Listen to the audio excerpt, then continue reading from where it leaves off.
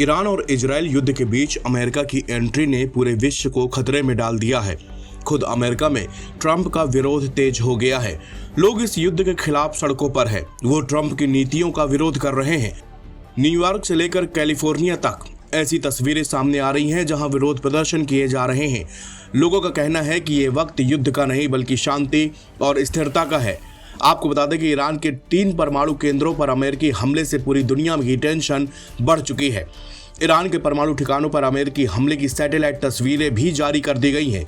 इन तस्वीरों में अमेरिकी बमों के इम्पैक्ट साइट को स्पष्ट तौर पर देखा जा सकता है। इन तस्वीरों में 6 जगह गड्ढे दिखाई दे रहे हैं। माना जा रहा है कि यहीं से अमेरिकी बमों ने ईरान के परमाणु ठिकानों के अंदर प्रवेश किया होगा। अमेरिका ने बताया कि उसने ईरान के परमाणु ठिकानों पर B-2 बम वर्षक के जरिए GBU-57 बमों को दागा है।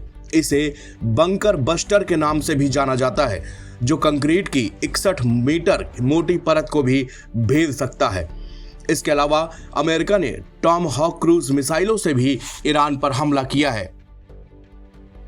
नीदरलैंड के हेग शहर में मंगलवार से शुरू हो रहे नाटो सम्मेलन से पहले रविवार को सैकड़ों लोगों ने सैन्य खर्च और संभावित ईरान युद्ध के खिलाफ विरोध प्रदर्शन किया है। प्रदर्शनकारियों ने नाटो, गाजा युद्ध और अमेरिका की तरफ से ईरान के परमाणु साइट्स पर किए गए हालिया हमलों का विरोध किया है। इस प्रदर्शन में भाग ले रहे बेल्जियम के राजनेता जोस डीहेस ने लोगों को संबोधित करते हुए कहा कि हमें युद्ध में नहीं बल्कि शांति और सतत ऊर्जा में निवेश करना चाहिए। प्रदर्शन स्थल सम्मेलन स्थल से कुछ ही दूरी पर स्थित एक पार्क में था।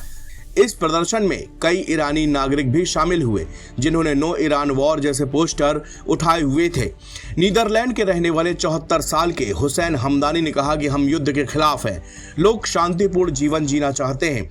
पर्यावरण की हालत देखिए, पहले से ही हालत खराब है, फिर भी हम युद्ध पर पैसे क्यों खर्च कर रहे हैं। अमेरिका के लोगों ने इजराइल के समर्थन को लेकर चिंता जताई। इराक युद्ध की यादें ताजा करते हुए लेटॉन व्हाइट हेटमैन ने कहा कि मेरा विचार खतरे को खत्म करना है। जैसा कि बुश ने इराक में कहा था, हम खतरे को खत्म करने जा रहे हैं। हम सामूहिक विनाश के हथियार खोजेंगे और उन्हें खत्म करेंगे। क्या ये उनकी योजना के अनुसार हुआ? मुझे लगता है ऐसा नहीं हुआ। फ्लोरिडा के केंट बेराम ने कहा कि ट्रंप का कांग्रेस से स्पष्ट समर्थन के बिना इस हमले को मंजूरी देना थोड़ा अपमानजनक था। वो ईरान में इजराइल के हालिया हमलों का समर्थन करने वाले संयुक्त राज्य अमेरिका से सहमत नहीं है। हम सैनिकों के खतरे में डाल रहे हैं। जाहिर है कि हमारे सभी ठिकानों पर जवाबी कार्रवाई हो रही है। बिलिंग्स में ट्रंप समर्थक पैटी एलमैन ने कहा कि मुझे चिंता है कि कहीं अमेरिका एक और लंबे संघर्ष में न फंस जाए। अमेरिका में हमारे पास दूसरे देशों के युद्धों में शामिल होने के लिए पर्याप्त चीजें हैं। हम अभी अपना ख्याल रखें। 61 साल के एलमैन ने कहा कि अगर अमेरिका पर हमला होता है तो उसे जवाबी कार्रवाई करनी चाहिए, लेकिन उसे अन्य देशों के साथ ईरान के संघर्ष से दूर रहना चाहिए। ये उनका काम है। हमें अमेरिकन के बारे में चिंता करनी चाहिए और ये सोचना होगा कि हम कैसे जीवित रहेंगे और क्या हमें सामाजिक सुरक्षा मिल पाएगी। ईरान के परमाणु कार्यक्रम को रोकने के मकसद से इजराइल की ओर से शुरू किए गए हमलों को मजबूती प्रदान करते हुए अमेरिका ने रविवार की सुबह 3 ईरानी परमाणु केंद्रों पर हमले किए। ईरान की जवाबी कार्रवाई की धमकी के बीच लंबे वक्त से दुश्मन रहे ईरान को कमजोर करने के लिहाज से ये एक जोखिम भरा कदम रहा है। इससे व्यापक क्षेत्रीय संघर्ष छिड़ने की आशंका भी है। अमेरिकी राष्ट्रपति डोनाल्ड ट्रंप ने व्हाइट हाउस से राष्ट्र को संबोधित करते हुए कहा कि ईरान के प्रमुख परमाणु केंद्रों को पूरी तरह से नष्ट कर दिया गया है।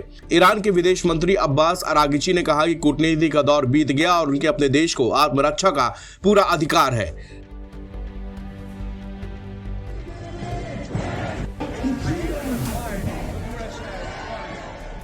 NBT ऑनलाइन की रिपोर्ट।